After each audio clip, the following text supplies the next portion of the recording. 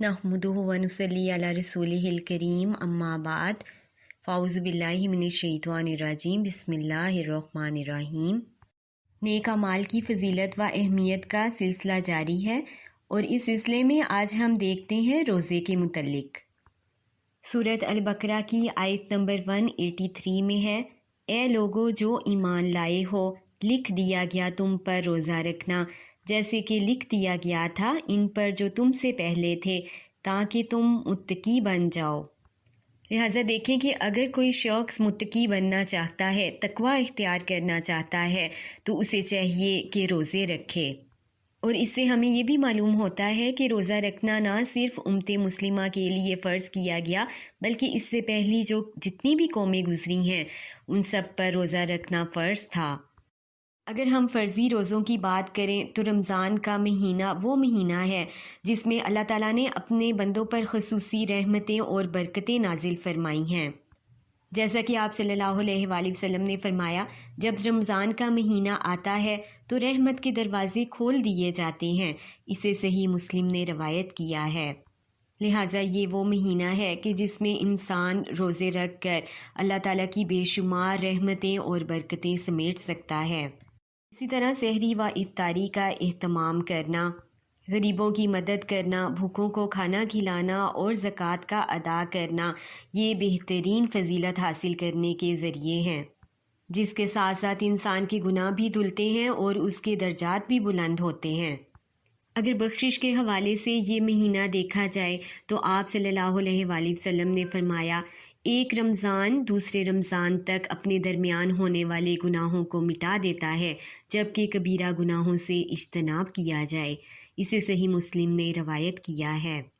इसी तरह बख्शिश के साथ साथ ये महीना सब्र का भी महीना है।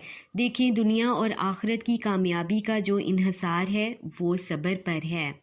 सूरत अल मोमिनून की आयत नंबर 111 में है, आज मैंने इन्हें इनके सब्र करने पर बदला दे दिया और वही कामयाब होने वाले हैं।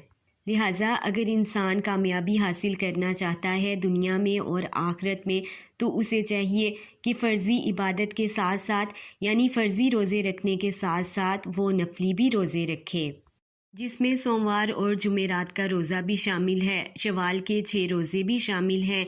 इसके अलावा हर माह के 3 रोज़े जो हैं यानी चाँद की 13, 14 और 15 तारीख का रोज़ा रखना भी ज़्यादा फजीलत व बरकत का बाइस है। सोमवार और जुमेरात के रोज़े के मुतल्लिक आप सल्लल्लाहु अलैहि वसल्लम ने फरमाया, सोमवार और जुमेरात को लोगों के अमाल अल्लाह के हजूर पेश किए जाते हैं। मैं चाहता हूँ कि जब मेरे अमाल अल्लाह के यहाँ पेश किए जाएं तो मैं उस वक्त रोज़े से हूँ। इसलिए इंसान को चाहिए कि अल्लाह ताला ने अगर उसको सेहत दी हुई है और उसके पास वक्त भी है तो उसको चाहिए कि नफली रोज़ों का एहतमाम करे, क्योंकि नफली रोज़ों का रखना इंसान में सब्र पैदा करता है, इस्तकामत उसमें आती है और गुनाहों से पाक होता है और इंसान के दर्जात की बुलंदी का भी बाइस है। इसी तरह शवाल के रोज़े के मुतल्लिक आप सल्लल्लाहु अलैहि वसल्लम ने फरमाया, जो शख्स रमज़ान के रोज़े रख कर शवाल के महीने में 6 रोज़े रखे, इसे उम्र भर के रोज़ों का सवाब मिलता है।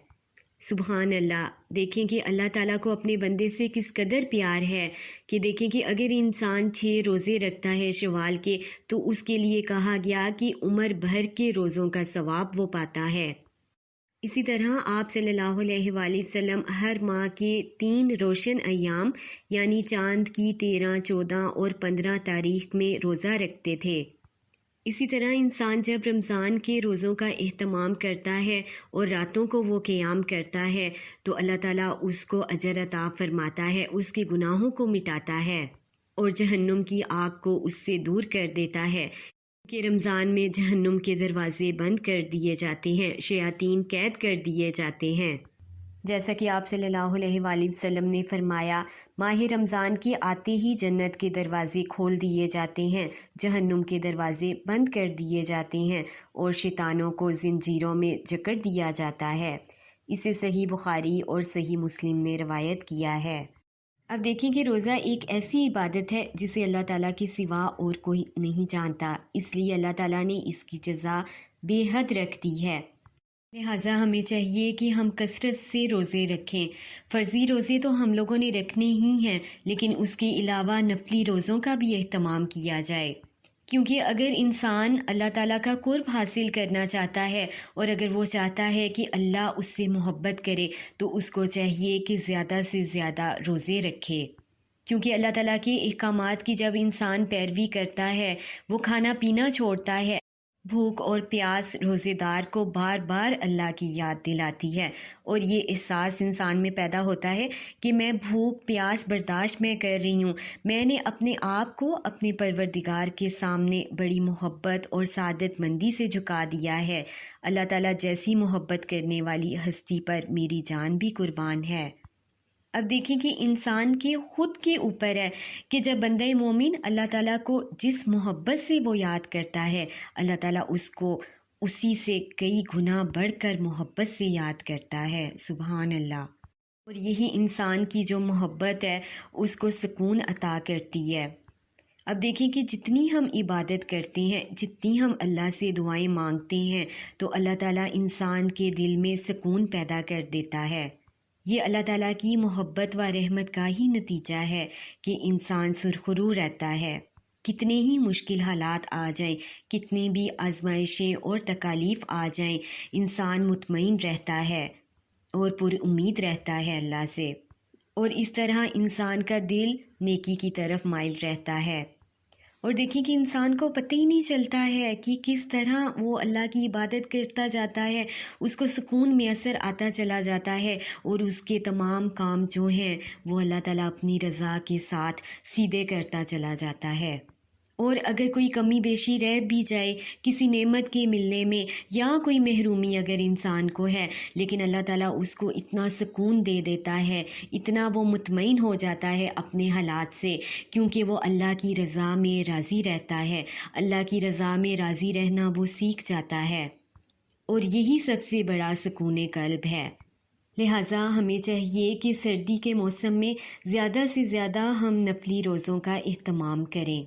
سب سے پہلے اپنے جو فرضی روزے ہیں ان کو مکمل کرنے کی کوشش کریں، اور جب فرضی روزے مکمل ہو جائیں تو اس کے بعد نفلی روزوں کا اہتمام کریں، کیونکہ صحابہ اکرام کے متعلق کہا جاتا ہے کہ جیسے ہی سردی کا موسم شروع ہوتا تو صحابہ اکرام خوش ہو جاتے، وہ دن کو روزہ رکھتے، کیونکہ دن چھوٹے ہونے کی وجہ سے روزہ رکھنا آسان ہو جاتا ہے، اور رات کو قیام کرتے کیونکہ راتیں لمبی ہونے کی وجہ سے عبادت کا زیادہ سے زیادہ موقع میسر آتا ہے۔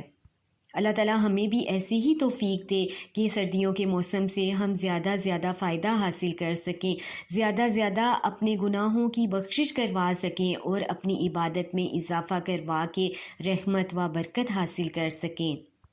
لہٰذا انسان کو چاہیے کہ وہ اگر نیکیوں میں آگے بڑھنا چاہتا ہے تو اپنی نیکیوں میں یہ ایک نیکی بھی شامل کر لے کہ وہ نفلی روزوں کا کثرت سے اہتمام کرے۔ لہٰذا جہاں ہم رمضان کے مہینے سے استفادہ حاصل کرتے ہیں، ہمیں اب چاہیے کہ یہ جو سردیاں ہیں ان سے بھی ہم فائدہ حاصل کر لیں، کیونکہ دیکھیں کہ کتنے لوگ ہمارے سامنے دنیا سے چلے گئے، پچھلے سال جو ہم میں موجود تھے آج وہ ہم میں نہیں ہیں۔ لہٰذا اس سردی کے موسم کو غنیمت جانتے ہوئے زیادہ سے زیادہ اس سے فائدہ حاصل کر لیں، اپنے فرضی روزوں کو پہلے مکمل کریں اور پھر نفلی روزوں کا اہتمام کریں۔ اللہ تعالیٰ ہم سب کو نیکی کی توفیق عطا فرمائے اور ہم سب کا خاتمہ بالخیر کرے، آمین ثم آمین۔ ربنا تقبل منا انک انت السمیع العلیم، سبحانک اللہم و بحمدک، اشہد ان لا الہ الا انت، استغفرک و اتوب الیک۔ السلام علیکم ورحمۃ اللہ وبرکاتہ۔